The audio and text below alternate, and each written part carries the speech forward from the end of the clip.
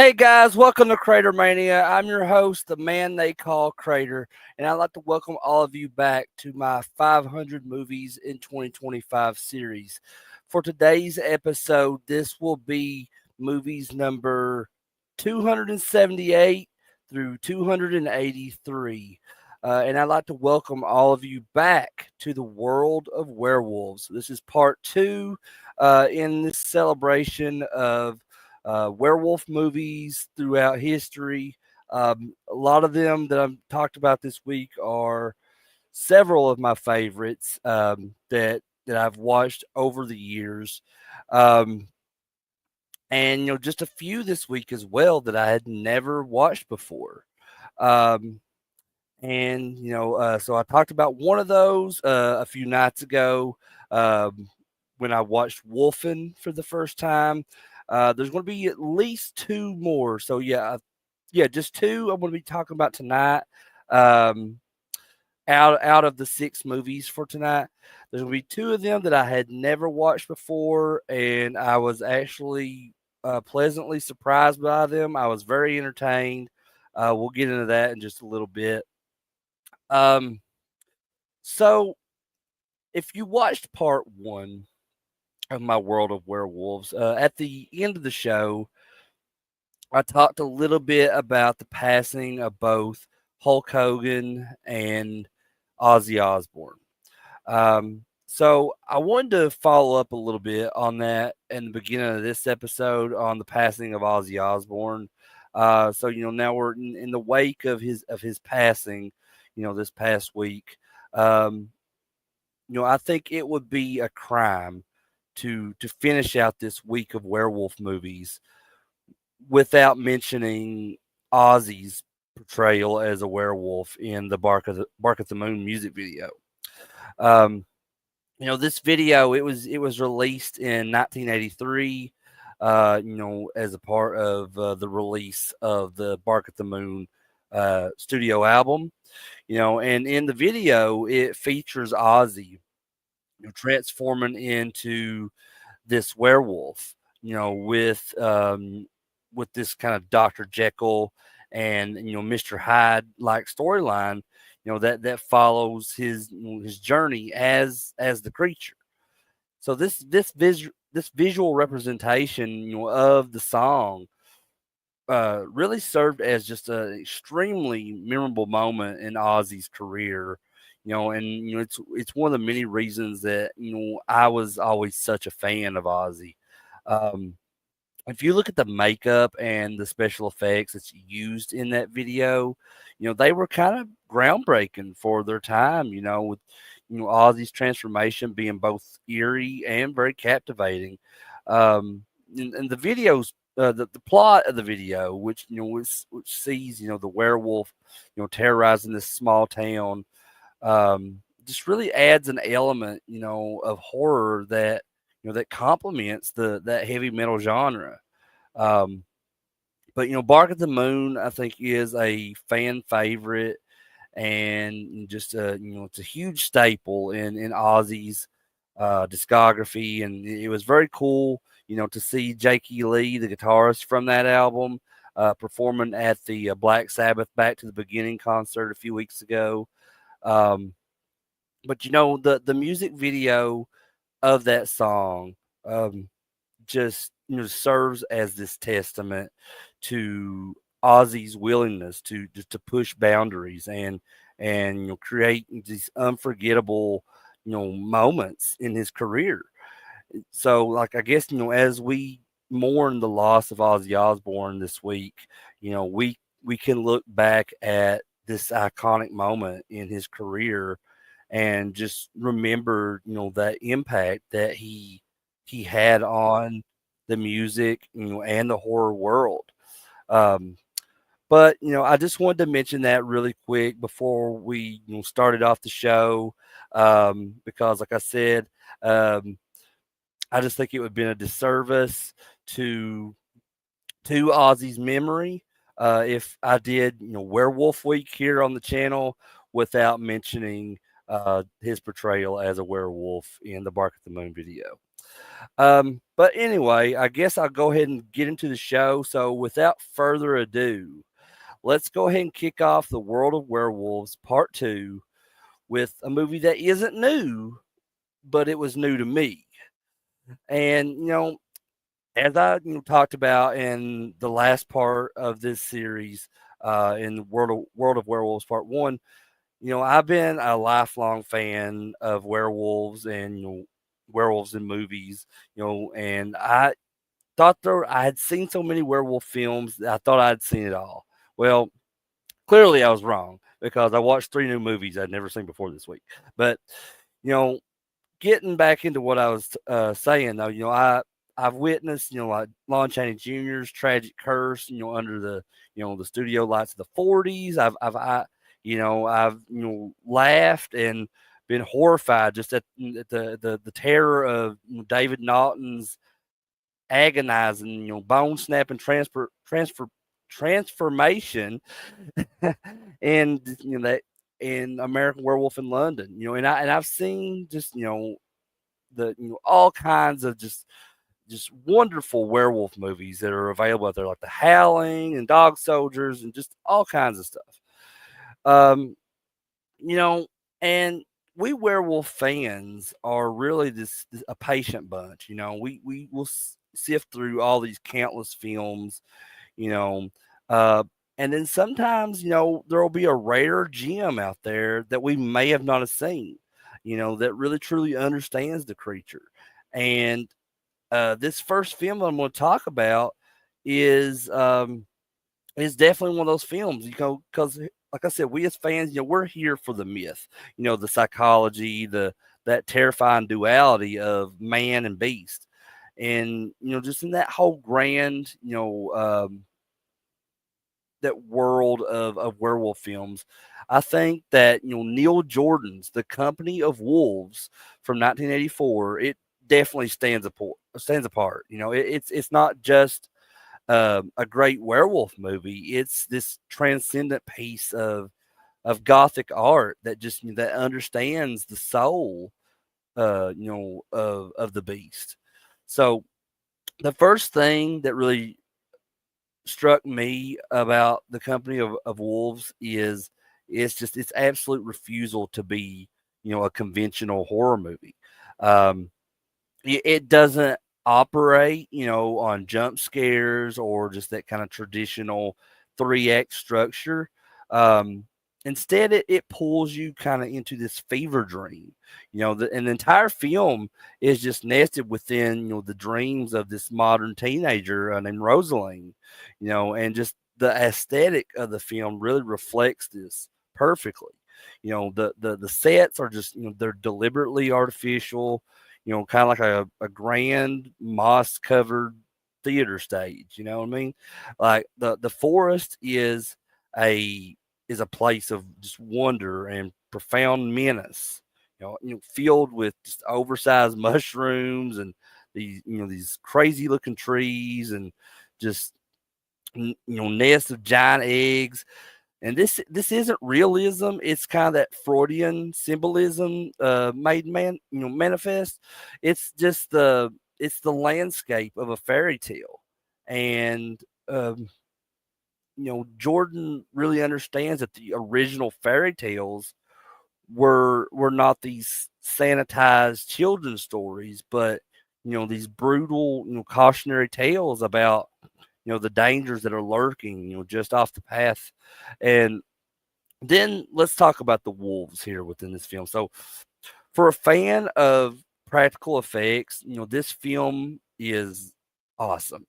So while it's contemporaries like an American Werewolf in London, and The Howling, they focus on those explosive, muscular agony of the transformations. The the Company of Wolves presents something, just far more disturbing. So the film's most iconic transformation sees this man literally peel his own skin off, revealing that snarling wolf beneath.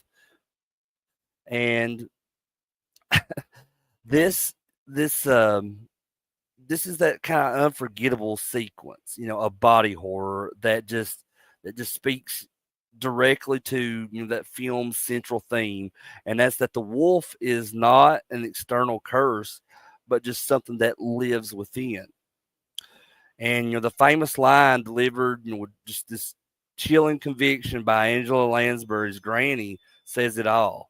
The worst wolves are hairy on the inside. And this film understands that uh lycanthropy is just a metaphor for the untamed and those primal urges that civilization tries to suppress, and that's lust and violence and hunger. um and what truly elevates this film is its deep, just intelligent engagement with the whole Little Red Riding Hood story. um, and it's filtered through that brilliant like lens of the author Angela Carter, who co-wrote the screenplay, based on her own short story. So Rosaline is not just this helpless victim. She is this girl on the cusp of womanhood, just grappling with her own kind of burgeoning sexuality. So her red shawl, which is a gift from her granny, is not just this costume piece. It's this blazing like kind of symbol, of passion and just that alluring danger of maturity. Um, and the wolves, and the men who become these wolves, they really represent that kind of predatory nature of male desire. So the charming huntsman that she meets, whose eyebrows, meet in the middle, is, the ultimate wolf in sheep's clothing. But I think one of the film's most, standout points is its ending. Rosaline does not scream and run. She does not cower down. Um, she's faced with the wolf at her grandmother's cottage. She confronts it. She, understands it and just ultimately tames it, not through violence, but just through, empathy and just that acceptance, of her own wolf nature. Um, so she embraces, the beast, becoming a wolf herself. Um, and it's just this kind of powerful, subversive conclusion that transforms, a tale of victimhood into, one of just female empowerment and this kind of an awakening within her. She learns that to fear the wolf is to fear a part of herself, and to survive, she's got to join that company of wolves. So for a werewolf fan, this is good stuff. This is really good stuff. It's a film that just respects the lore while kind of simultaneously reinventing it. It delivers on that kind of visceral horror of the transformation, but also prioritizes that atmospheric dread and that, that psychological depth. Um, it's a beautiful and terrifying, film, that I think this is definitely one that will be really rewatchable for me in the future. It uses the werewolf not just as like a simple monster, but just kind of as this kind of potent symbol for these darkest, most compelling corners of the human psyche. It's not a film that you watch for a cheap thrill. It's a film you experience. This kind of dark poem that lingers, long, after the movie's over. Um, but the director of the Company of Wolves is just the acclaimed filmmaker and novelist Neil Jordan, as I mentioned earlier. This was only his second film, I think, and then so it kind of immediately establishes his signature style, within this film. Um, and he's known for a body of work that is just kind of very lush atmospheric and just deeply interested in characters who exist on kind of margins of society or are, grappling with like complex identities. Um, he frequently blends like genres, like mixing elements of fantasy and horror and crime and psychological drama. So I think one of his most popular films that people, have watched and know about. If even if you have never watched this film, you may still have heard of it. You may have heard the big twist ending from it. But he did The Crying Game from 1992, and like I said, it's arguably his most famous film. Um, it's a psychological thriller that earned him an Academy Award for Best Original Screenplay. Um, it was celebrated, for its shocking plot twist, like I said at the end, and that whole exploration of identity and politics and sexuality. Um, but another film, and like I said, that's when I said that The Crying Game was arguably his most famous film. That's the reason I said it is because of this next film I want to talk about that he did, which was Interview with the Vampire in 1994. And this was just a perfect companion piece, I think, to the Company of Wolves. There's even a part where the huntsman in Company of Wolves has the same, his eyes, his hair, everything looks the same as Brad Pitt's character in Interview with the Vampire. So, and that was also new to me when I was doing research on this. I was like, because I watched the film and then afterwards I started doing some more research on it to kind of get ready for this show, and I was like, holy shit, that's the same guy that did Interview with the Vampire, and that's just so I see that as just a perfect companion piece to, Company of Wolves, and because in Interview with the Vampire, Neil Jordan applied that same gothic, psychological and lens to the vampire myth, and it just created this another visually stunning and just thematically rich revisionist monster movie. Um, but Neil Jordan's films are characterized by their literary quality, their focus on complex psychology, over simple plot, and just that stunning, often dreamlike visual design. Um, but the legacy and impact, I think, from what I have learned about the Company of Wolves is seems pretty significant, just particularly within the horror genre, in that realm of fantasy filmmaking. Um, this film, from what I understand, redefined, the werewolf movie, just because this was in an era that was dominated, by the physical body horror of American Werewolf in London and The Howling. So, Company of Wolves proved that the werewolf genre could be a vehicle for serious artistic and intellectual exploration. It shifted that focus from the external monster to the internal one, and using just the becoming a werewolf as this powerful metaphor for sexuality and repression and just the human condition overall. Um, and it really pioneered that time of films which was looked at as the dark fairy tale subgenre, kind of like legend. This film was a forerunner of that whole dark adult oriented fairy tale adaptation.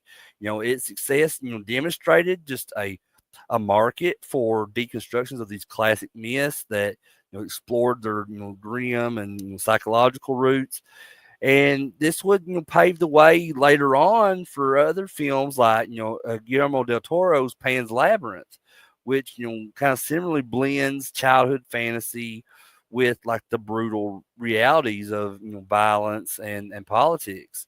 Um, but another thing that really stood out to this in this film for me was that it really was it's celebrated as this kind of key text in the feminist film theory. So Rosalind's character arc is a very powerful, subversion of the final girl theme in a lot of horror films. She's not this passive damsel, in distress, but just this, but an active protagonist who navigates this predatory world, and she confronts her fears and ultimately achieves this self-realization, by just embracing the very thing that she was taught to fear. So her journey is kind of, very empowering, and it makes the film, I think a landmark in that, portrayal of, female adolescence in horror.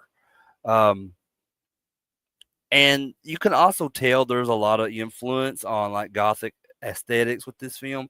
It has a very distinct visual style, that kind of hyper stylized theatrical world. And I think that's been highly influential, on a lot of films. It has this blend of that like studio bound, um like that rich symbolic imagery that has inspired, countless music videos, fashion shoots and other films, kind of aiming for that dreamlike gothic atmosphere. Look at Meatloaf's music video, "I Would Do Anything for Love."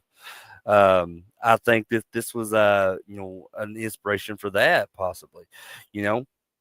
And just while this movie was not a massive blockbuster or anything, the it does quickly it did quickly achieve cult status, and because I before I'd even watched this film, I had seen so many people within the horror community talk about this film. I've seen shirts from like Fright Rags and other t-shirt companies out there. So it is, it has a huge cult following.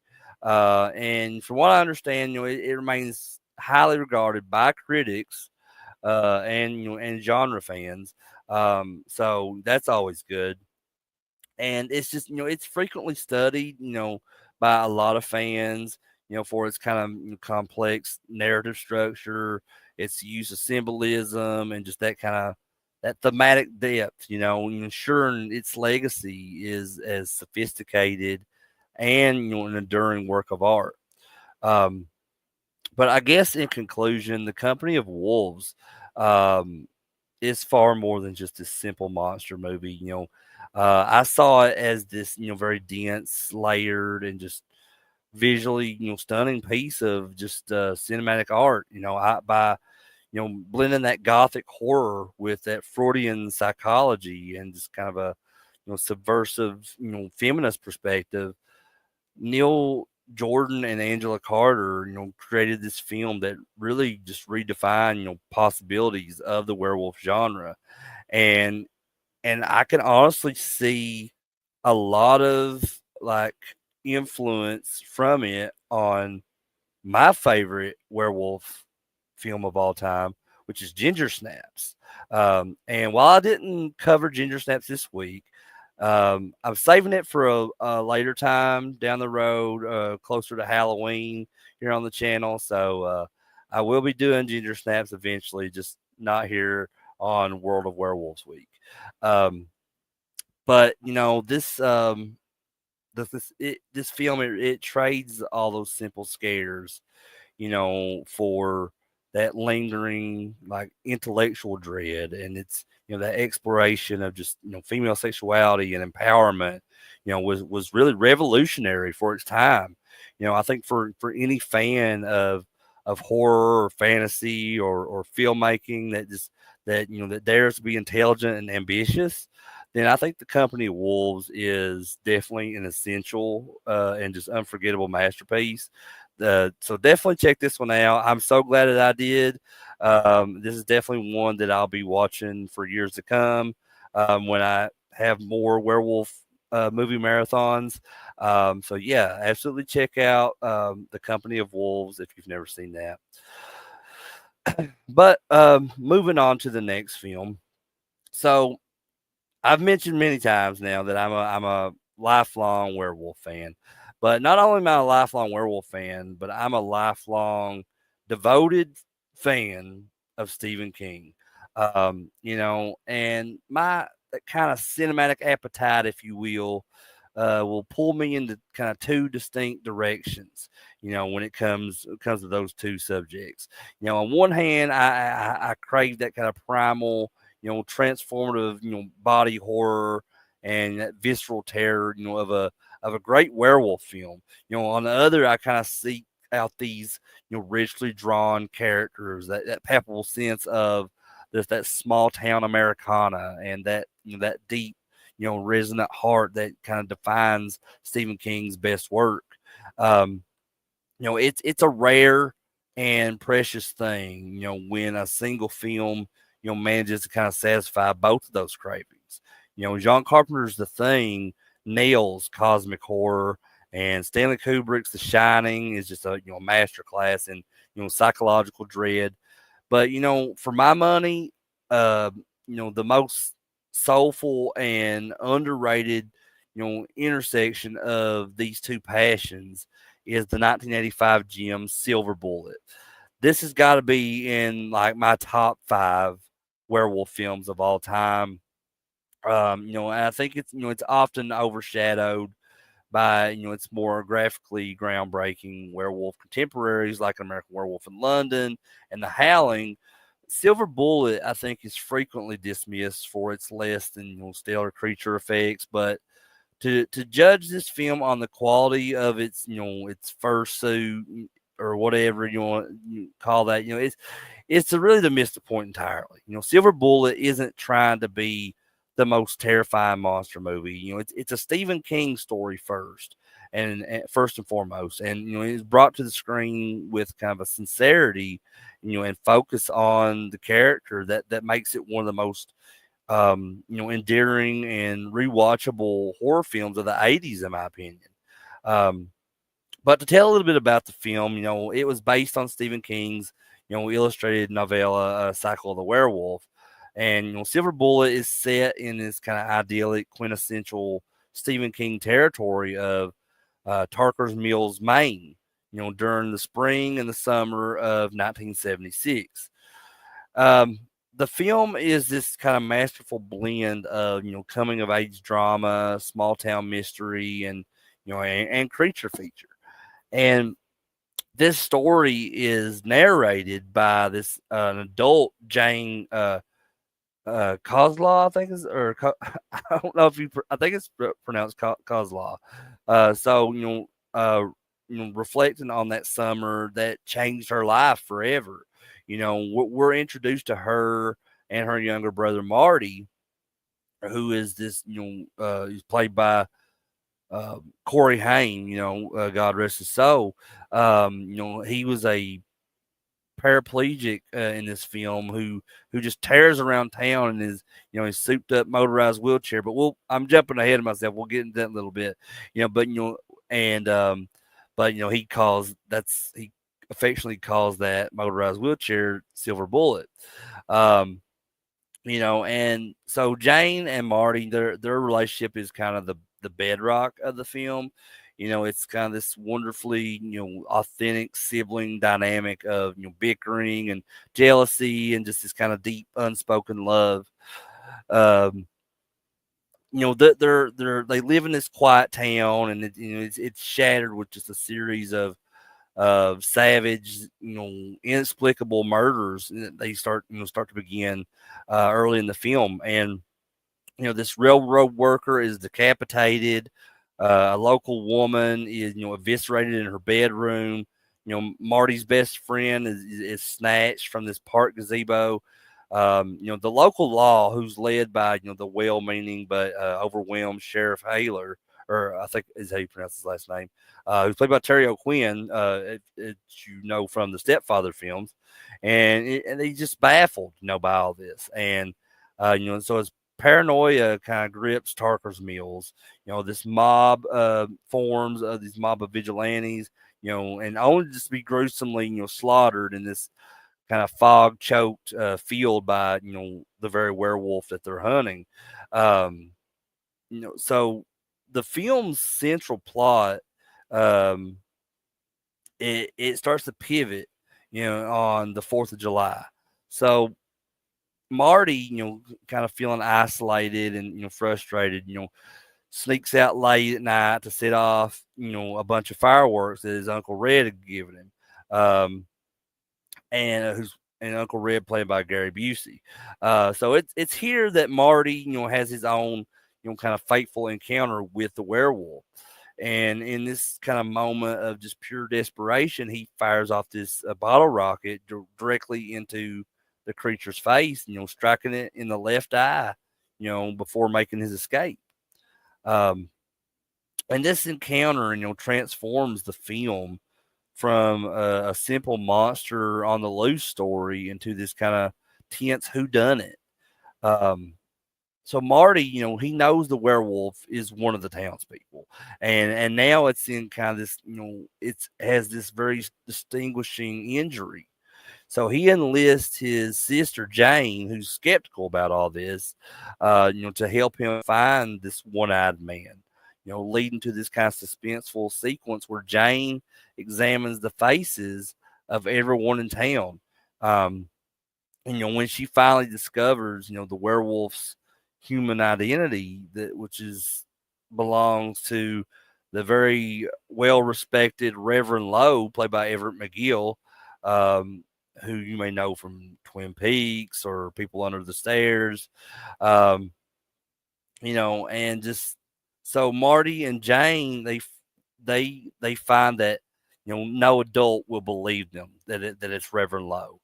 So their only hope is the one person who has always treated them like equals, and that's Uncle Red. So the final act in this film, becomes this kind of desperate, claustrophobic siege as the three heroes, Marty, Jane, and Uncle Red, prepare for the next full moon. And they're melting down the silver crucifixes to forge the one weapon that can stop the beast, and that's a silver bullet. But this film was directed by Daniel Attias, I think is how you pronounce his last name.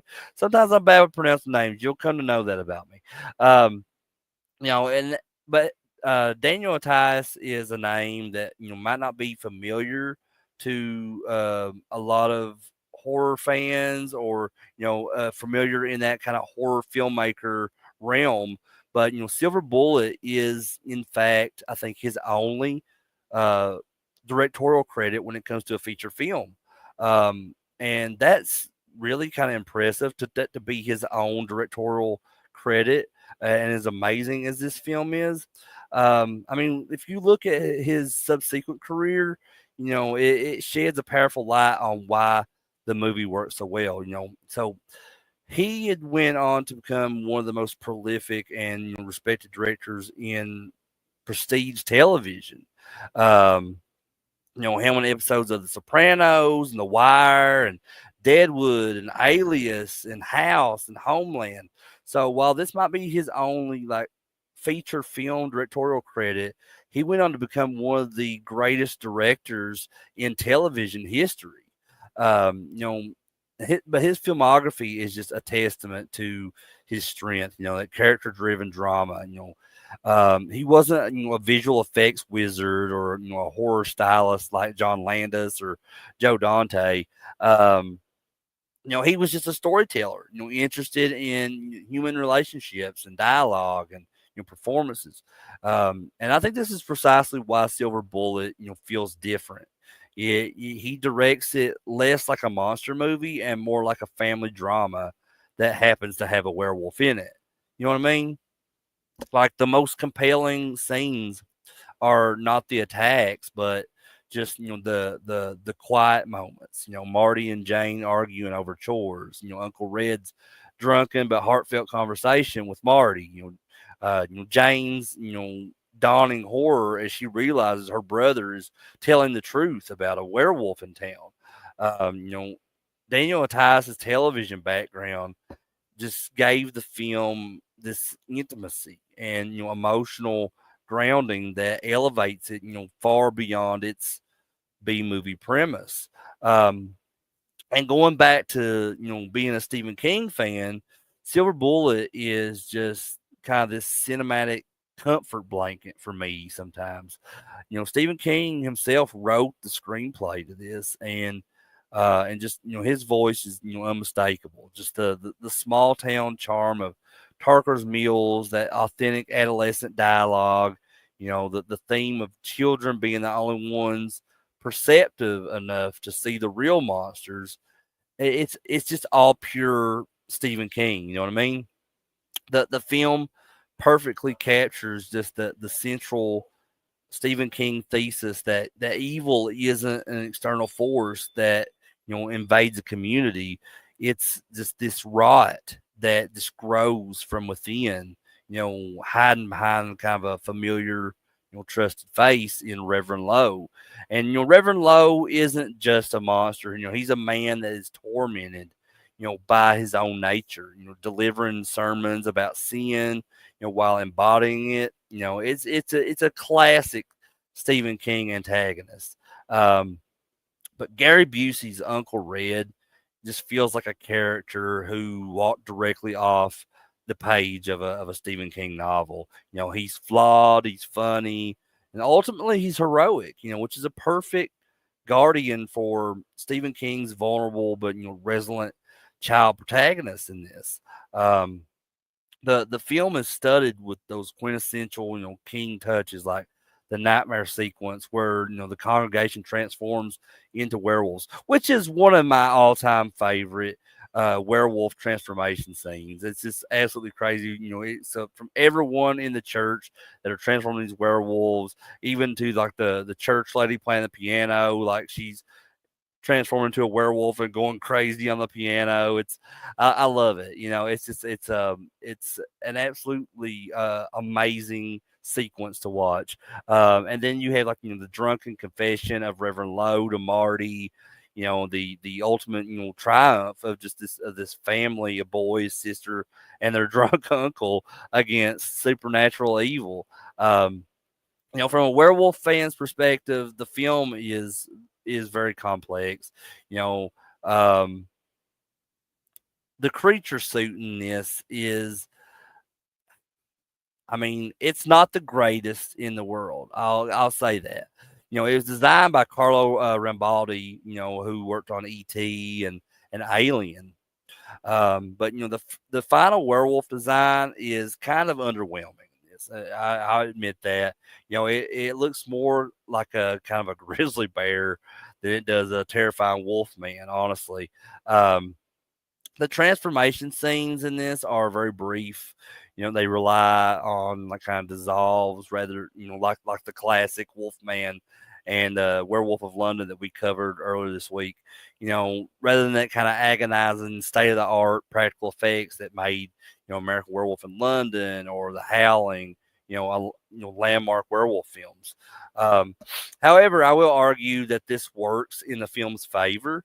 The monster in Silver Bullet, it isn't meant to be a subject of anatomical fascination. It's a kind of a blunt instrument of destruction. It's brutish, less defined from that kind of form that makes it feel more like a raw elemental force of nature. You know what I'm saying?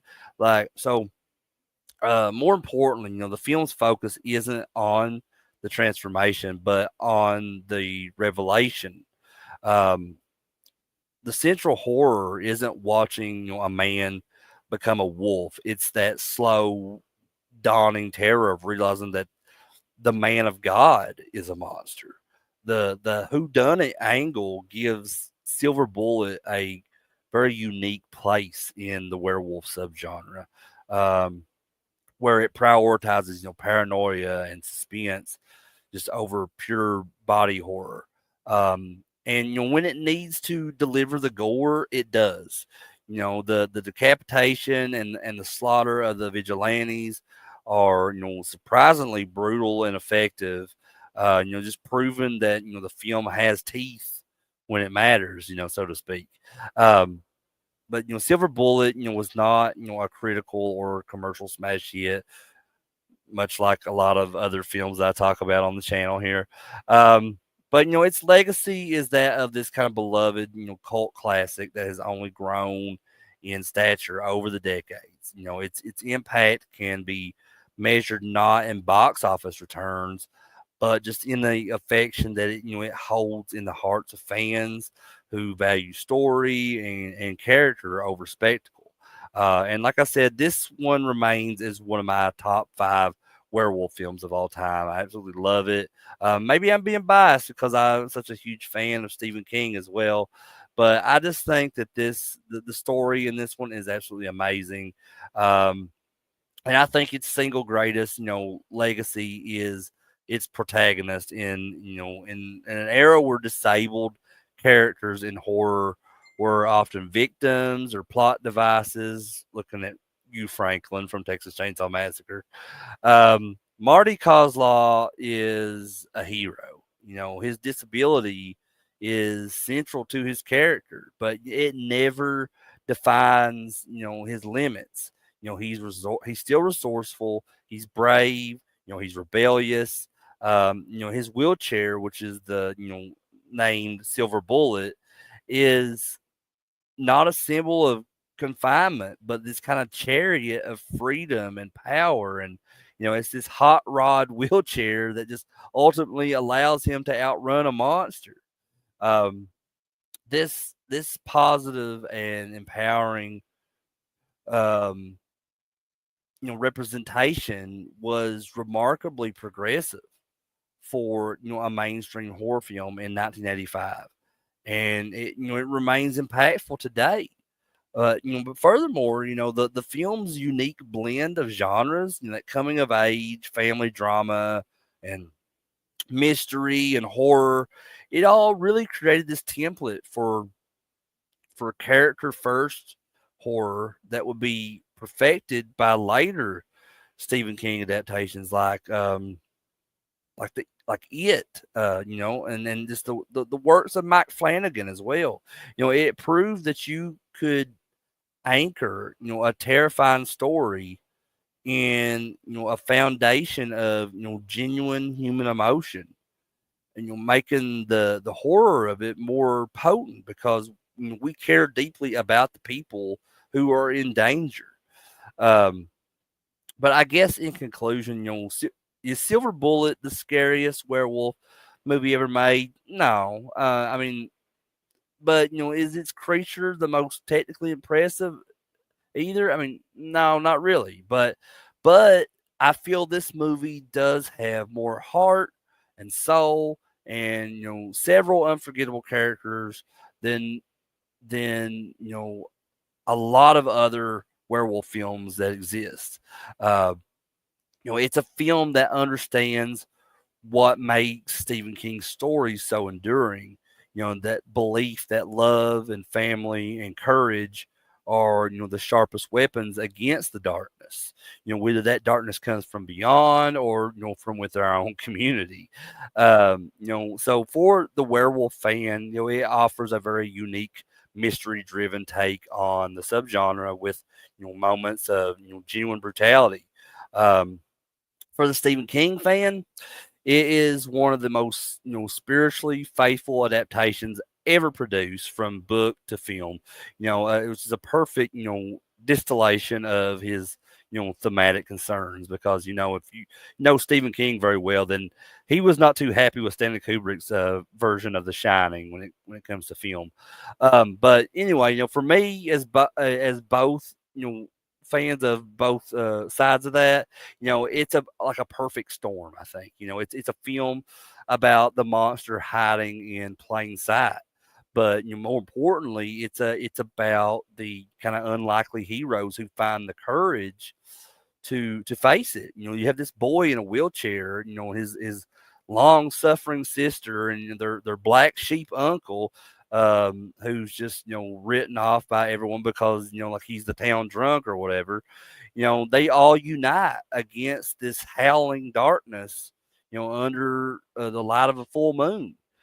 So it's a true silver bullet in a genre full of pretenders. So there's Silver Bullet for you. Like I said, one of my all-time favorite werewolf films. Um, and a lot of that has to do because it is based off of a Stephen King story. But that brings me to this next film, which is another film that I had never watched before this week. And, I will say that the werewolf subgenre has offered this rich tapestry of terror and transformation. And yeah, ever so often there comes a film that you've somehow missed. and it becomes this hidden gem that feels like that it was tailor made for your sensibilities. And for me, that film is the 1989 horror comedy My Mom's a Werewolf. Like I said, I watched this for the first time this past week, and it was just an absolutely delightful discovery that immediately put it into my kind of personal world of comfort food creature features. I absolutely loved this movie, and this is without a doubt a movie that I would have worn out the VHS tape of when I was a kid. It would have been one of those films I would have watched over and over. I would have loved it as a kid. But the film centers on Leslie Shaver, who's played by Susan Blakely. She's this suburban housewife who's trapped, in a state of neglect, and her husband Howard is just more interested, in his breakfast cereal than he is her, kind of leaving her feeling unseen and unappreciated. Um, this all changes during a trip, to the pet store where she encounters this very suave and mysterious Harry Thropin, who's played by John Saxon. And, after he kind of, heroically and conveniently, thwarts this purse snatcher, he invites her to lunch. So the encounter between them, which is, witnessed by Leslie's teenage daughter, Jennifer, who's played by Tina Kasperi, um, it culminates in this very passionate, kiss that confirms Jennifer's suspicion of an affair. Um, but Harry is no ordinary homewrecker, So the real inciting incident isn't this, just this date that their Jennifer's mom randomly goes on, but it's something far more bizarre, which is, back at his shop, Harry mesmerizes Leslie, and something that I was not expecting in what's really looked at as a family horror comedy. I mean, this is one that I've talked to people about. They said they watched this when they were kids, and I was not expecting to see John Saxon sucking on this lady's toe. But while he's doing this, he bites her big toe, and this whole strange act sets in motion a transformation that is less about monstrous horror and just more about comedic inconvenience. Um, so Leslie, this kind of very staunch vegetarian, develops this suddenly, develops this insatiable craving for rare meat. She becomes more assertive. Her personality is shifting from very demure to dominant. So then comes the physical changes. So she starts, developing these fangs that, a dentist couldn't even file down, and just patches of fur sprouting all over her body, and just these ears that kind of elongate into these pointed tips. But the film truly finds its heart, through the eyes of Jennifer, her daughter. So, she's horrified by her mother's just, you know, burgeoning hairiness. She turns to the one person who might understand everything that's going on, and that's her best friend Stacy, who's played by Diana Barrows. You may know her from Friday the 13th Part 7, The New Blood. Um, and Stacy is this character who just immediately became my favorite character in the film. Um, she is just that walking, talking embodiment of every kid who ever, combed through those pages of Fangoria and Famous Monsters of Filmland. Her bedroom is a shrine to horror. And she approaches, her friends, unbelievable problem with this kind of encyclopedia, like, but sometimes flawed knowledge of a true like genre fanatic. So she is the audience surrogate for every horror hound watching, and just her immediate acceptance of the supernatural dilemma is, I think, one of the film's most enduring qualities. But together, Jennifer and Stacy, they become this kind of pair of these suburban supernatural sleuths. They're doing all this investigating. They seek advice from a local gypsy who's kind of cryptic warnings and faulty remedies add another layer of campy fun to the film. So this whole race against the clock climax, sees these two teens determined to kill Harry before the next full moon sets, which would make Leslie's condition permanent. So the finale is just this kind of perfectly pitched, blend of silly and scary and satisfying. Honestly, it just leading to this kind of classic '80s ending that hints that the trouble is far from over. But I won't give it away completely. But anyway, oh, what's going on, Dirk and Darren in the house? What's happening, brother? Talking about some werewolf films. That's what's happening. And we also got Darren in the house. So thank you guys for stopping by. I appreciate you guys for being here.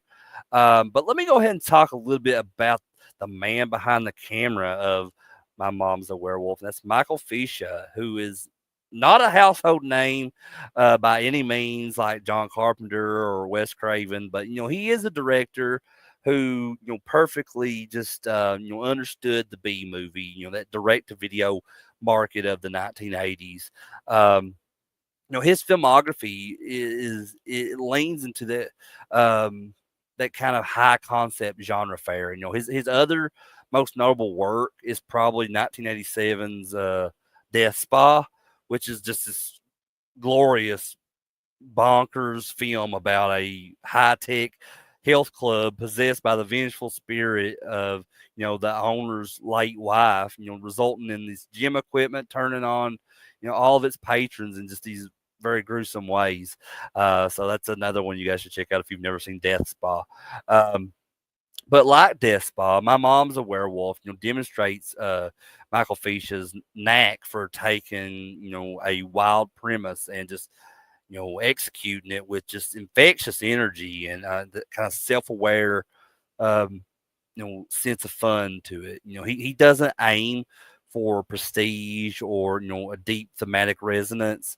He aims for entertainment. His direction here is, efficient and effective, just kind of focusing on character driven comedy and just letting that absurdity of the that whole situation carry the film.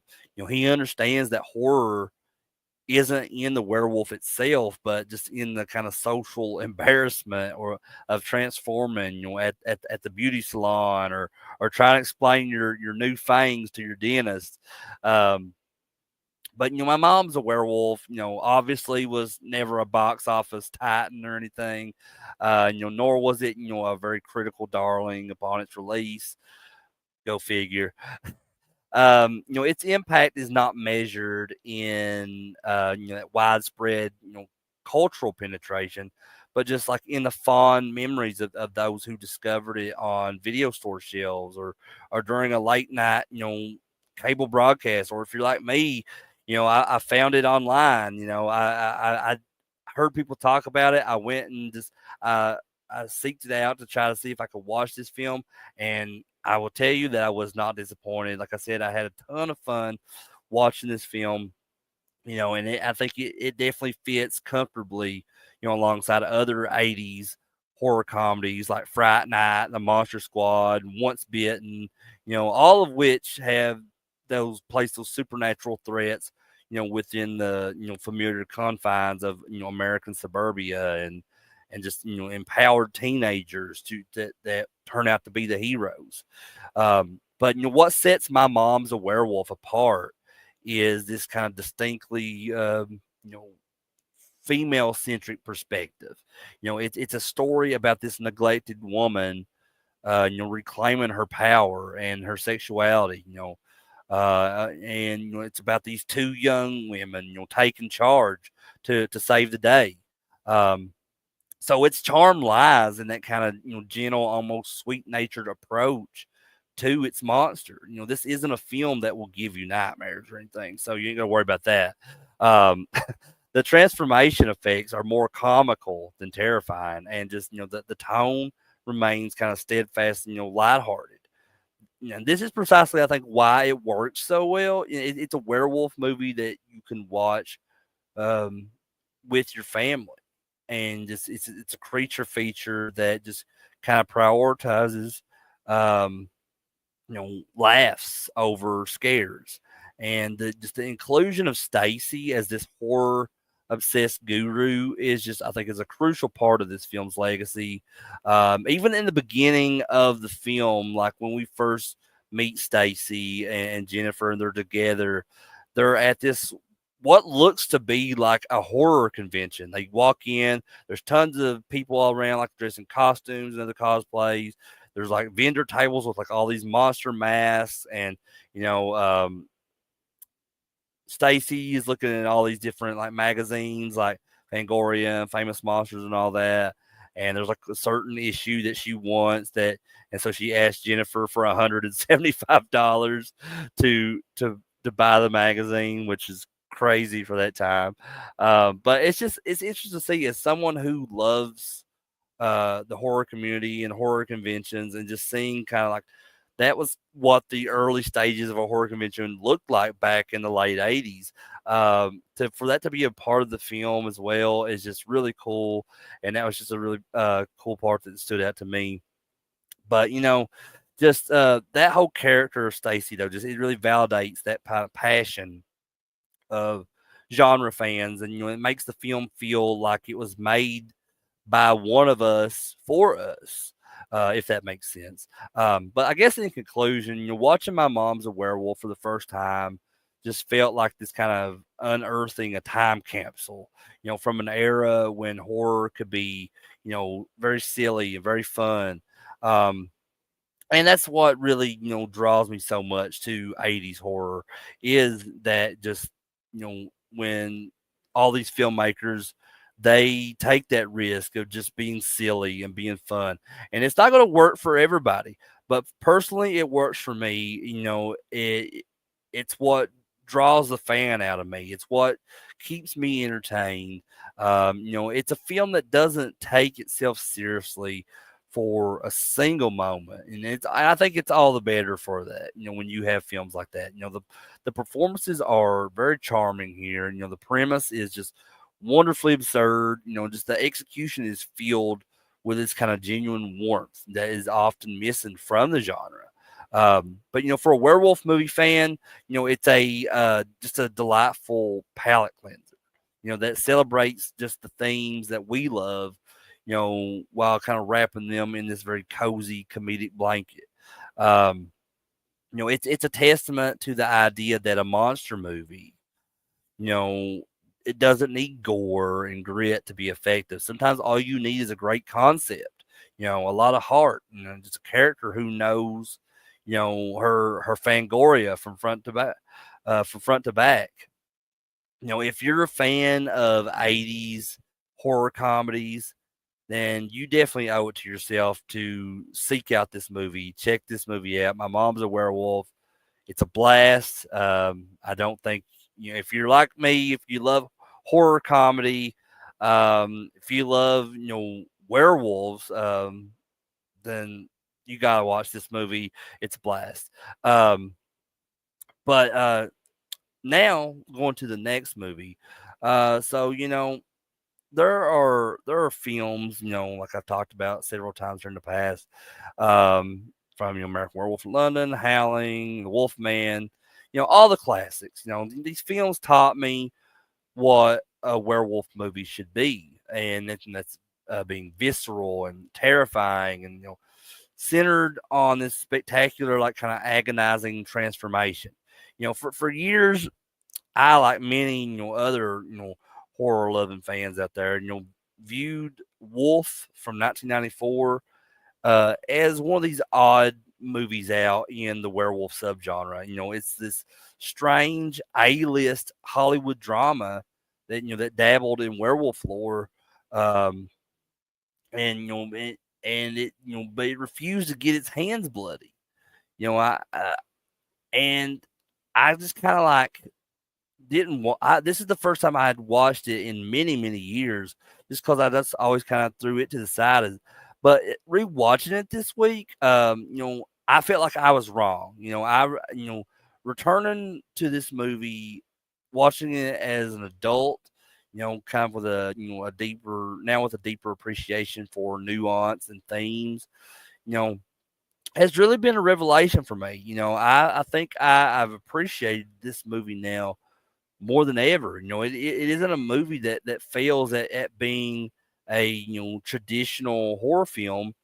It's a film that succeeds brilliantly, at being something else entirely. It's that thinking person's, werewolf movie, a sophisticated, character driven, exploration of aging, masculinity, and just these primal instincts, lurking beneath like the veneer of civilization. It's not about the monster, on the outside. It's about awakening that beast within. So the genius of Wolf really begins with its protagonist, Will Randall, who's played by an actor who seems genetically engineered for this role, and that's Jack Nicholson. We meet Will not as a hero, but as a man whose fire is starting to go out in life. He is this respected, mild mannered, book editor, a gentleman and a scholar, who is just being unceremoniously pushed aside by his corporate overlords and and his protege, who's a snake in the grass, Stuart Swinton, who's played by James Spader, and he does a phenomenal job in this. And Will's wife is cheating on him with that same protege, Stuart. He is just Will is in essence being just like he's being treated like a cuck, pretty much, just by the very world that he helped build. I hate to use that terminology, but that's the only thing I can think of. So he's just becoming obsolete. Um, but then comes the bite, so he's on this snowy, Vermont road. Um, you know, this wolf that's out in the road, sinks his teeth into his hand.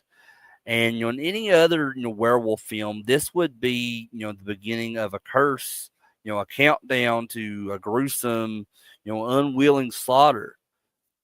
In Wolf, for the character of Will, it's a rebirth.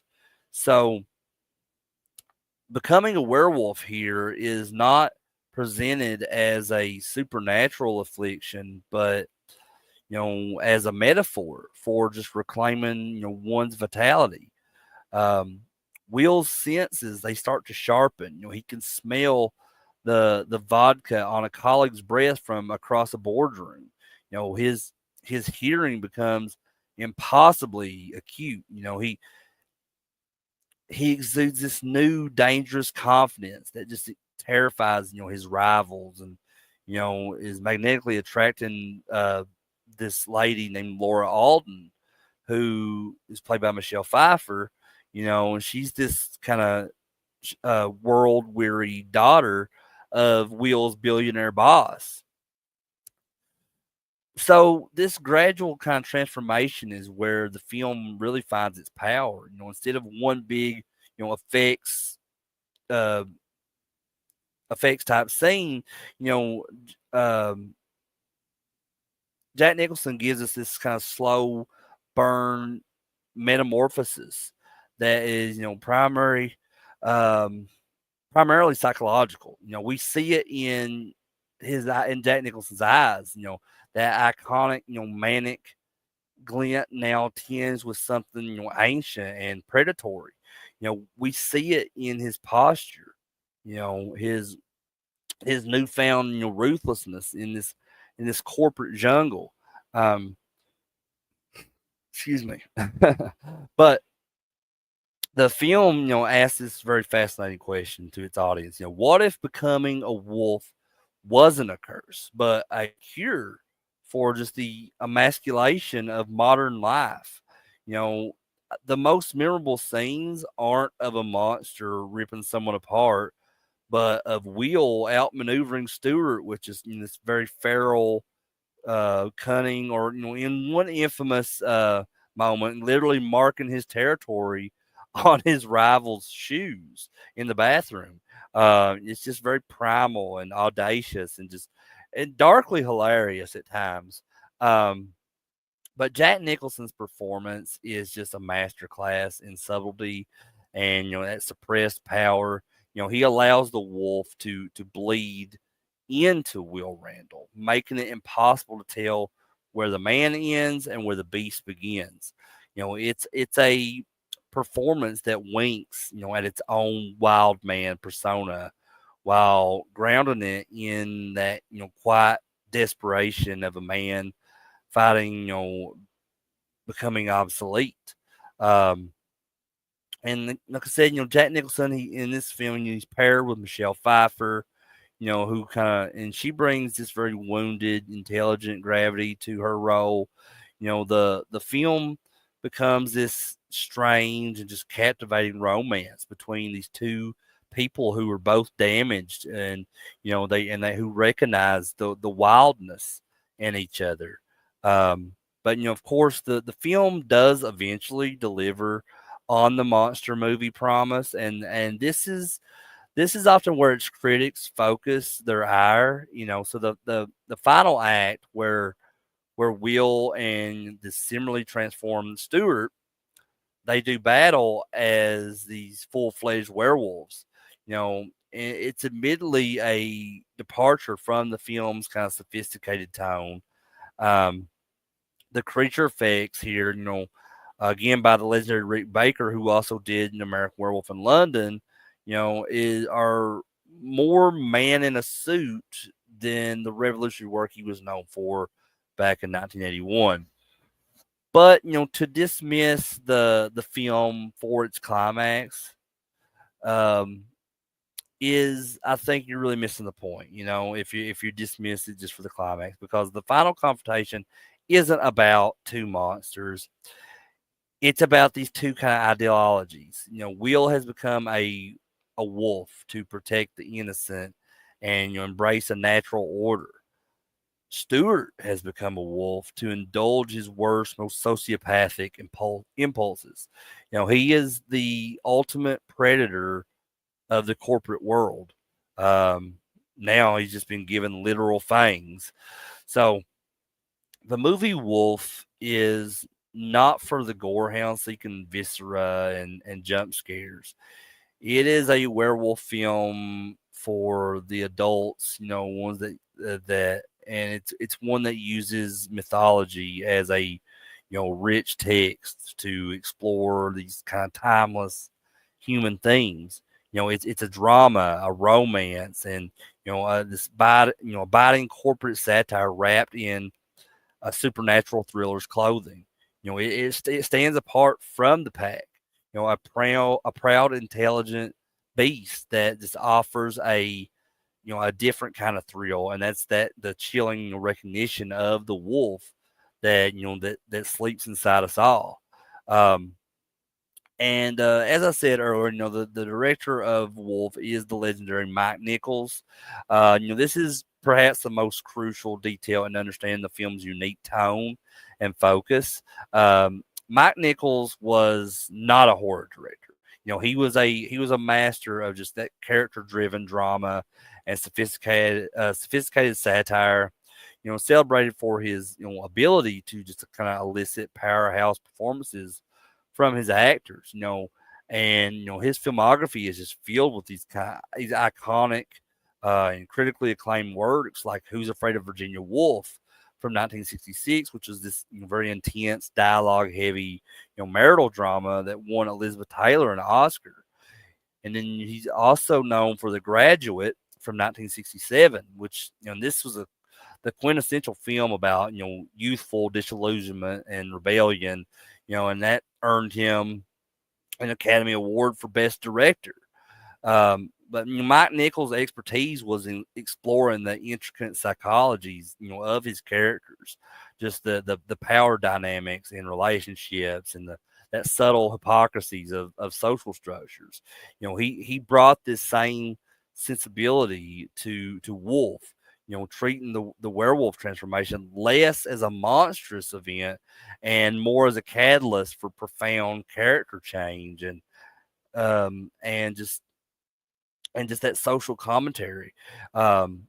His direction explains the film's focus on boardroom politics and that witty dialogue in the corporate world, and just that internal struggle, of its protagonists over conventional horror themes. Um, but the legacy of Wolf is very complex, as it has always occupied a kind of a liminal space between genres. Um, Upon release, it was a financial success, but it received a very divided critical response. With many unsure how to categorize it. However, I think over time, its reputation has grown, and its impact can be seen in several different key areas, such as it really pioneered that what they call prestige horror. Wolf can be seen as this an early forerunner of the that elevated or that prestige horror. As I said, that movement that gained prominence in the 2010s with films like Get Out, The Witch, Hereditary. It demonstrated that a genre film could be a vehicle for these A-list actors, an Oscar-winning director, and just this serious thematic exploration. It proved that, um, you know, it proved that horror concepts could be melded with drama and social satire to create a hybrid that appealed to a broader, more mature audience. Um, and this expanded, it expanded the werewolf metaphor too. Before wolf, the werewolf metaphor was primarily about the duality of man. Even like with not just werewolf films, but like, Dr. Jekyll, Mr. Hyde, and, or, this, uh, the werewolf metaphor was also seen as like, the horrors of puberty and unwanted bodily change. Wolf expanded this whole lexicon significantly. It reframed, becoming a werewolf as a potent metaphor for that male midlife crisis, that fight against, you know, that being obsolete, and just the rediscovery of that primal vitality in a sterile, overly civilized world. Um, this sophisticated thematic approach, influenced later, works that sought to use supernatural creatures to explore complex human issues. And it was a defining role for Jack Nicholson, I think. The film is inseparable from its star. The role of Will Randall played perfectly into Nicholson's established public persona as this charismatic, slightly unhinged guy, and it became one of his definitive late career performances, blurring the line between actor and character, and cementing the idea of Jack being Jack, as this kind of bankable, compelling cinematic event. um and there was also an influence on that kind of corporate satire. While Working Girl and Wall Street defined the genre in the 80s, Wolf gave it a supernatural twist. The idea of the corporate world as a literal wolf eat wolf jungle, where where success requires embracing one's inner predator, was a stark and memorable commentary on 90s yuppie culture. And James Spader's character in particular became this kind of model of that amoral, ambitious young professional. Um, but I guess in conclusion, Wolf is not and was never intended to be a conventional, monster movie. It's a Mike Nichols film through and through. This intelligent, witty, and character focused drama that uses the werewolf mythology as just a brilliant framework to kind of dissect the anxieties of modern life. And it was anchored by an iconic performance from Jack Nicholson, and a very sharp, satirical script. The film is just a unique and enduring entry, in the horror canon. Um, for werewolf fans, willing to look beyond gore and jump scares, and Wolf definitely offers something far more lasting, I think, which is this kind of compelling exploration of the beast that resides not in the moonlight, but just in the heart of a man. Um, and I think this movie remains a very sophisticated, and essential piece of werewolf cinema history. So yeah, like this was the first time I had watched this movie in a long, long time. My dad loves Wolf, and he always talks about it all the time. But my dad was just also a very big Jack Nicholson fan too. Um, but yeah, like I definitely appreciate this movie more than I did, a long time ago. I look at it a lot different through a different lens now that I'm older. And I was just talking with somebody about that not long ago. Like it's so strange how like you can watch a movie when you're young and look at it from a certain perspective and maybe sometimes not care about it so much. But as you revisit it as you're older and you have, much more better understanding of things as an adult, you look at it with a different perspective sometimes. And this is definitely one of those times for me with Wolf. So yeah, I'll definitely be watching this one more and more as the years go by. And if you've never seen it before, I definitely recommend it. Um, so yeah, so now that brings me to uh, the next movie on this list, which came out in 1996. And this is a brutally efficient, and I think it's a criminally underrated gem from the 90s, and that is Eric Red's Bad Moon. Um, so to the uninitiated, the 1990s often feels like a wasteland for werewolf cinema. A CGI addled valley, but between the practical effects peaks of the 80s and that indie renaissance, of the 2000s with like Dog Soldiers and Ginger Snaps. But smack in the middle of this decade, Bad Moon landed with the force of a freight train. It's a film that eschews like complex mythology and trendy self awareness for pure primal terror. It understands what makes a werewolf scary, and that's raw power. It's unnatural intelligence and its relentless predatory nature.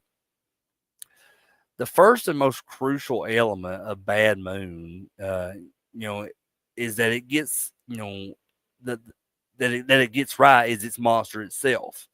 And this is not a man with some extra hair or a CGI blur. The werewolf in this film was brought to life by Steve Johnson's effects team, and it is just a nightmare of muscle and fur. And he was played by Ken Kersinger, who played Jason in Freddy versus Jason.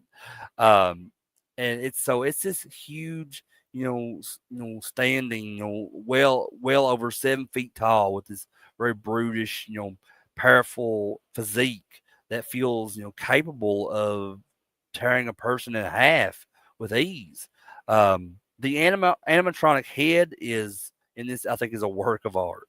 It's this very snarling, expressive, you know, uh, the glowing eyes and the jaws that snap with. This creature design is just the perfect fusion, of man and beast. I think it walks upright with his human-like, cunning, but attacks with the unthinking savagery of a cornered animal. So, in this subgenre filled with, iconic creature designs, the Bad Moon werewolf stands shoulder to shoulder with the best of them, in my opinion. Um, but, a great monster needs a great story, and Bad Moon delivers a brilliantly simple and effective one. Um, I think the film's true genius lies in its protagonist. And the protagonist in this is not the well-meaning mother, Janet, nor is it her brave son Brett, but it is in my personal favorite hero of any werewolf story, and it's a German Shepherd named Thor. So um, and I'm a dog lover, so that's my bias coming out there. But anyway, by centering much of this the narrative on the family dog's perspective, the film really creates this very unique and compelling dynamic. So Thor knows from the moment his owner's brother Ted arrives that something is deeply and fundamentally wrong. He isn't fooled by this human facade. He smells the beast. The film becomes this tense, silent war between these two alphas. The loyal canine protector and this supernatural predator that's hiding in plain sight. So every growl, every bared tooth from Thor is a just a moment of pure suspense. We're watching a primal battle for the soul of a family. Fought by a creature who cannot speak, but whose actions scream of loyalty and courage. Um, and then there's the transformation with the werewolf. While it may not have the excruciating, bone snapping realism of Rick Baker's work, or even Rob Bottin's work in The Howling, the main transformation sequence in Bad Moon is just a glorious piece of 90s grotesqueness. Is that a word? Grotesqueness? It is for me tonight. But anyway, it combines these practical effects with the era's emerging digital morphing technology to show Ted's skin peeling and just kind of slowing away from his flesh as this as the beast beneath him is fighting its way out. Um, so it's this very kind of visceral and genuinely unsettling sequence. It just feels like a body rejecting itself. Um, it perfectly captures that agony and that horror, of the change. Framing it not as a magical event, but as a violent, biological schism. So Bad Moon is a lean, mean 80-minute horror thriller killing machine that just never overstays its welcome. It barrels forward with a single-minded purpose, much like its monster. Um, Michael Parr, he delivers this just wonderfully tortured performance as Ted. A man who knows he is a monster and is losing that battle to control it.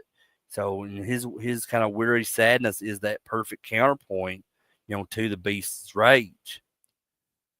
And in a world of just horror comedies and meta commentary, Bad Moon is refreshingly, unapologetically, sincere in its mission to scare you.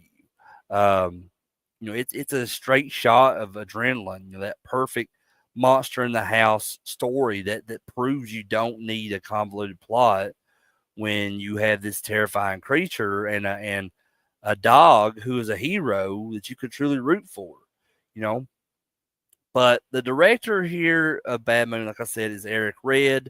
And Eric Red was a prominent figure in the 1980s and the 1990s when it comes to genre filmmaking. He was known more for his writing than his directing, though his directorial efforts are notable. But like I said, he was more well known for his writing, and he was the writer for The Hitcher that I covered earlier this year here on the channel. The Hitcher from 1986. This was a breakout script for him. It's in The Hitcher is just a masterclass in suspense. That relentlessly tense and brutal road thriller starring Rutger Hauer is just considered a classic of that whole horror thriller genre. Um, and then he also was the writer for Near Dark. He was co-written with the director, Catherine Bigelow. And this film is kind of just a revisionist vampire western. It stripped that gothic romance from vampire lore and just replaced it with a kind of a gritty, violent, and poignant story of this nomad like vampire family.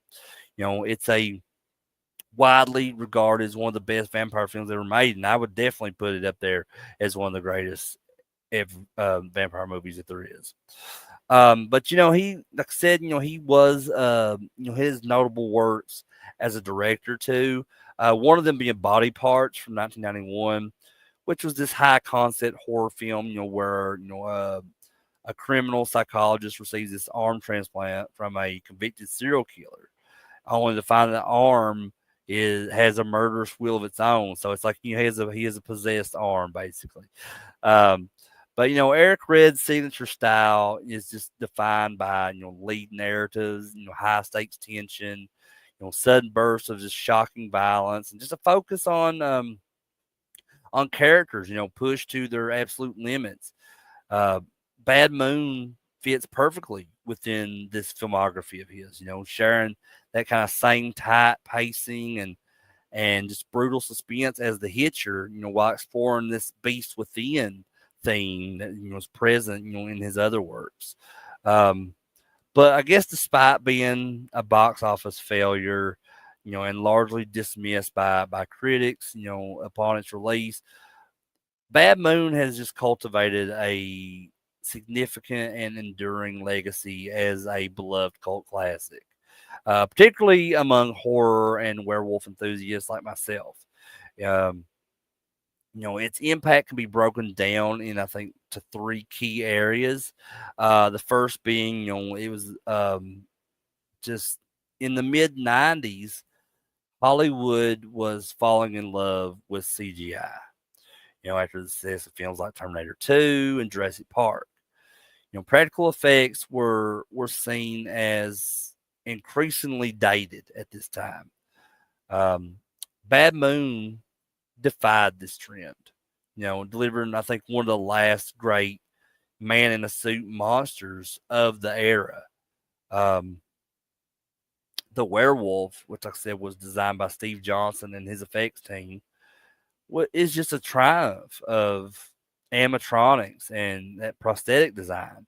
For fans who champion that tangible, physical monsters era of horror, Bad Moon is definitely a touchstone. Its legacy is that of a film that just, profoundly championed practical craftsmanship. And its creature is just frequently cited in some of the best movie werewolf discussions, as just a prime example of the art form. But and it redefined the protagonist in a werewolf story. Like I said, this is the protagonist of this film is my personal favorite hero when it comes to any werewolf film. In this film, I, I think that's this film's most unique contribution to the subgenre is its use of a dog of a German Shepherd as the primary hero. This kind of narrative choice, inherited from just the source novel, allows the film to explore themes of instinct and loyalty and primal conflict in a very fresh way. It sidesteps those tired genre things by having a protagonist who cannot be reasoned with or lied to. The German Shepherd Thor operates purely on instinct. This whole dog versus werewolf dynamic has made that film stand out for decades, especially to me. And I think it's most memorable and celebrated attribute. Um, and it's one of the biggest reasons why I revisit this movie so much. Um, but while Ginger Snaps is my favorite werewolf film of all time, and and it's often praised, for reinventing the werewolf mythologies, at the end of the decade, because Ginger Snaps came out in 2000. Bad Moon stands, I think, as as the 90s, best traditional werewolf movie. It doesn't attempt to, deconstruct the genre. It just simply executes, its conventions with brutal efficiency and skill. Um, and for this reason, it has been, reappraised over the years through home video, DVD, and now Blu-ray. with just excellent, special editions celebrating its effects. And just it has found that audience that has that missed it in theaters. It serves as this kind of vital bridge, just keeping the old school monster movie flame alive during this period of horror that was becoming transitional into CGI. But I guess in conclusion, Bad Moon is to me more than just another creature feature. It's this masterfully paced, intensely focused thriller that has just elevated by an iconic practical monster and this truly unique heroic core to it. While it may lack that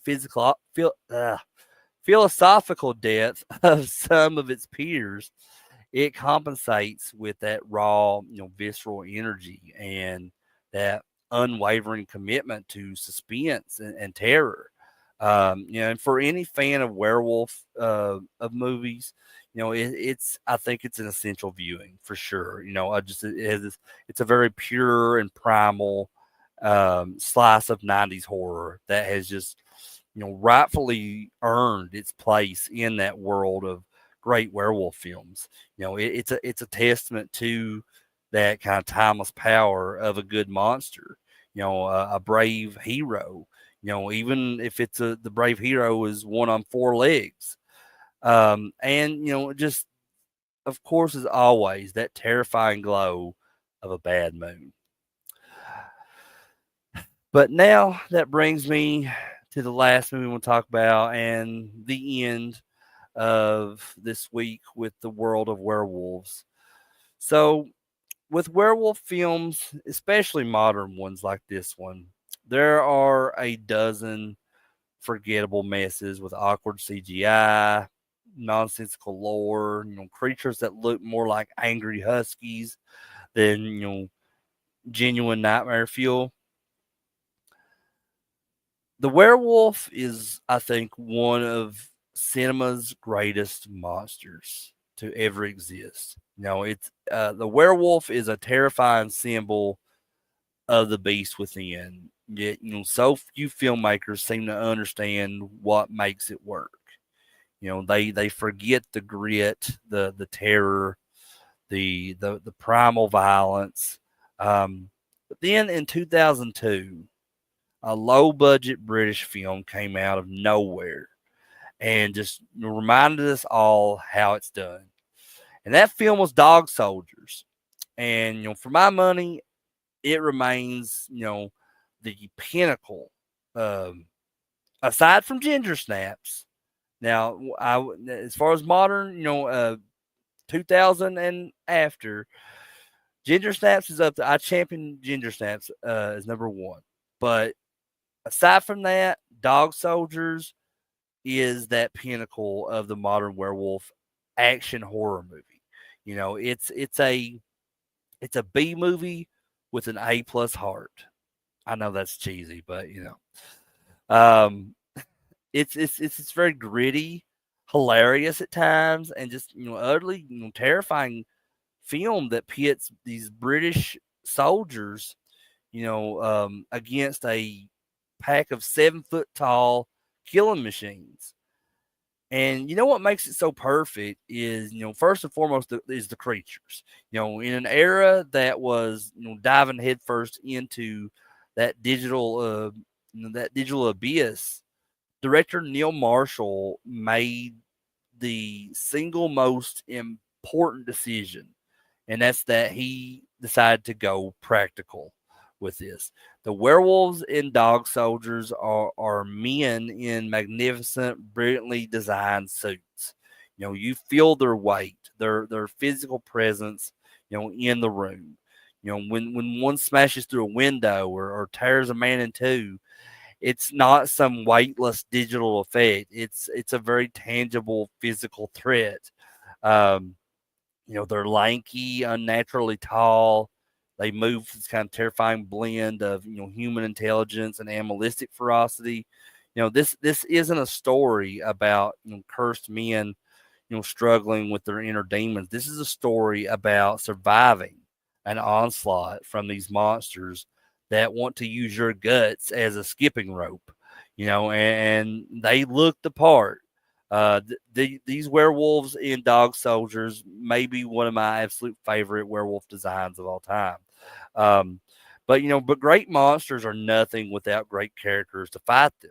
So this is Dog Soldiers' other, appealing standing point. So the film doesn't give us that generic, lantern jawed heroes. It gives us this kind of squad of these believable, wisecracking British soldiers who feel like they've been serving together for years.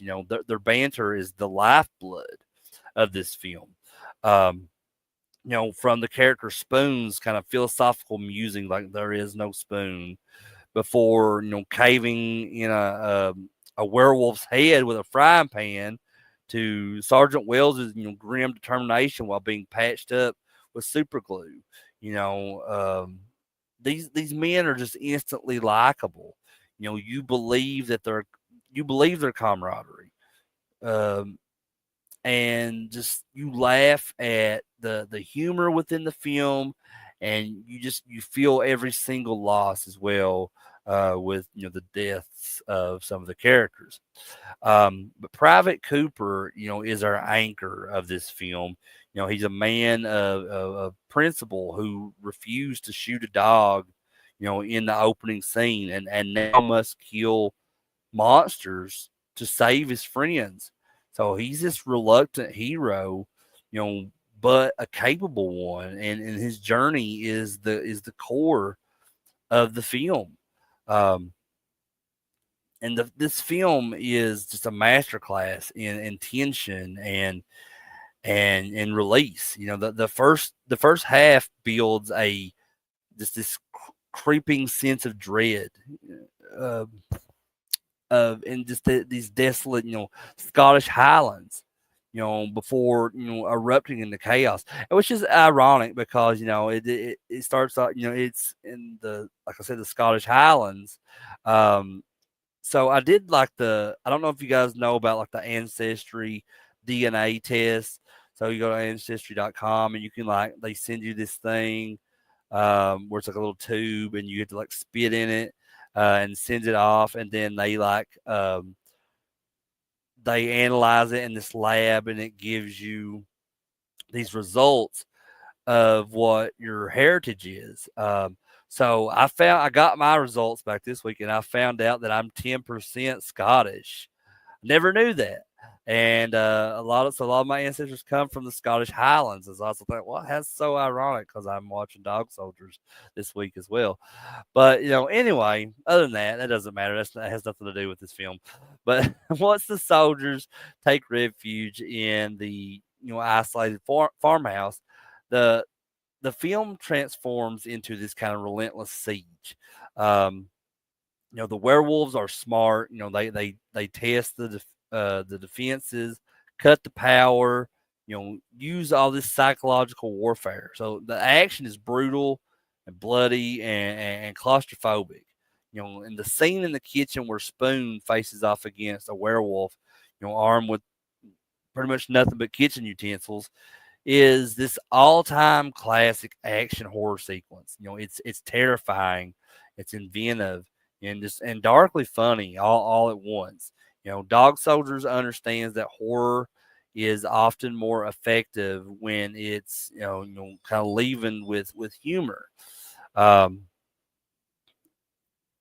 and just the soldiers' kind of constant stream of these sarcastic, one-liners, doesn't undermine the threat.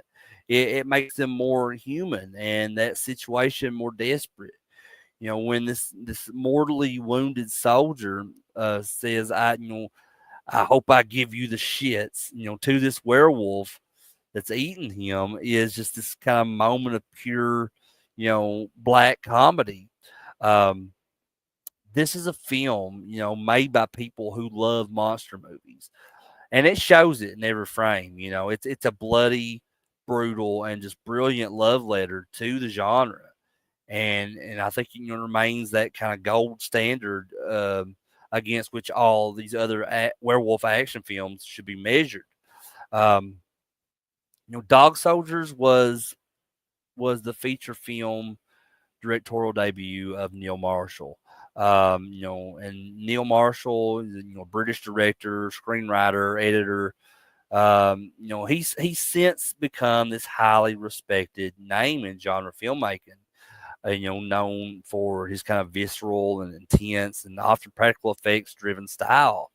Um, and Dog Soldiers just, served as his calling card, showcasing his ability to create these high stakes action and, palpable tension on a shoestring budget. Its cult success paved the way for, his next and arguably most acclaimed film, which I have covered in the past here as a part of the Final Girls Week on the channel. And that was The Descent from 2005. And like I said before when I covered The Descent on the channel, The Descent is easily one of the greatest horror films to come out of the early 2000s. And it's Neil Marshall's masterpiece.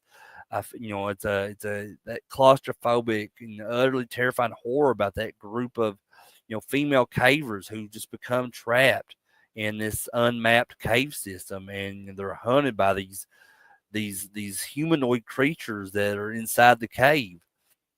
And just that film was just a hugely critical and commercial success.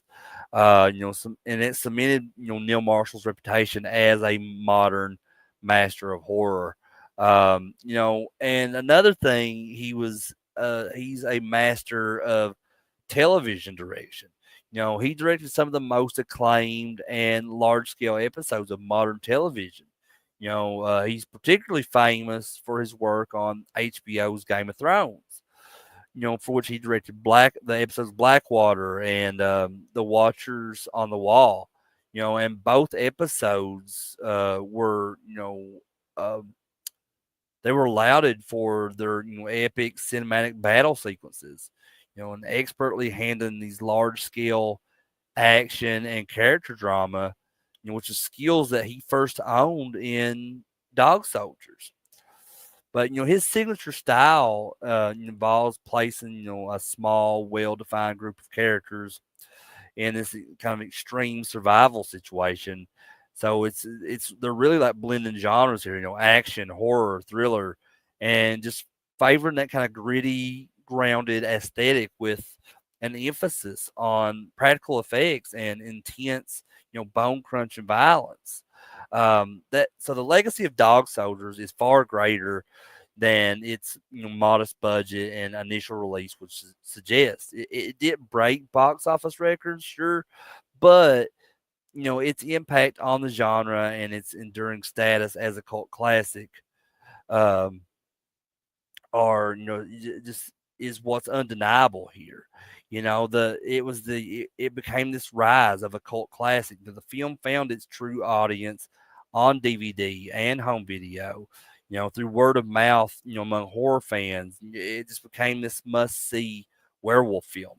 It's a it's a combination of just that quotable dialogue and memorable characters and that thrilling action that just made it endlessly rewatchable. I remember when I watched this movie for the first time, I rented it from the video store, and I like I was just amazed. I was just taken aback of how great this film was. So it has definitely became a personal beloved cult favorite for myself. And it's still to this day it's discovered by more and more new fans all the time. And I love that for it. Especially with it being released, a few years ago on Blu-ray through Screen Factory. A good friend of mine who is an artist that's worked with Screen Factory and other physical media releases in the past, Nathan Thomas Milliner, he got to do the artwork for the Screen Factory Blu-ray. So very cool, very cool. Just cult following that this film has, and it just became a benchmark for for practical werewolf effects, in the 21st century. Um, it stands as a powerful argument for that superiority of practical effects in creature features. As CGI became, the default for monsters, the werewolves, the dog soldiers, just became, the gold standard for fans wanting something tangible and terrifying. Um, the film proved that a well designed suit worn by a skilled performer could be infinitely more intimidating than a digitally rendered creature. And it continues to be the film that fans point to when criticizing that weightless, unconvincing CGI werewolves in these bigger budget productions. Um,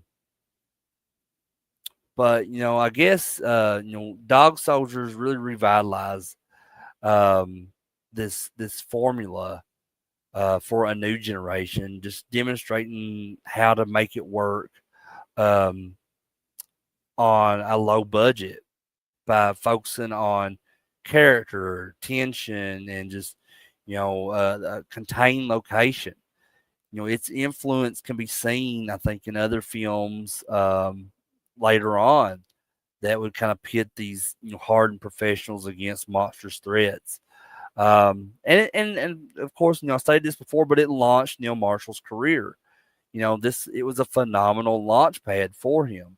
It's the critical praise and the cult following gave him that it gave that industry credibility to get The Descent made, which in turn established him as a major directorial talent. And so without that scrappy, brilliant execution of Dog Soldiers, I mean, who really knows? It's unlikely that Marshall would have had that same, career trajectory that led him to helm some of the biggest television episodes, of all time. But in conclusion, Dog Soldiers is so much more, than just another monster movie or werewolf movie. It's a testament to that power of that smart screenwriting um, and just that strong characterization, and just a director's, unwavering commitment to practical, visceral horror. Um, it respects its monsters by making them genuinely terrifying, and these forces of nature, and it respects its audience by giving them characters to root for.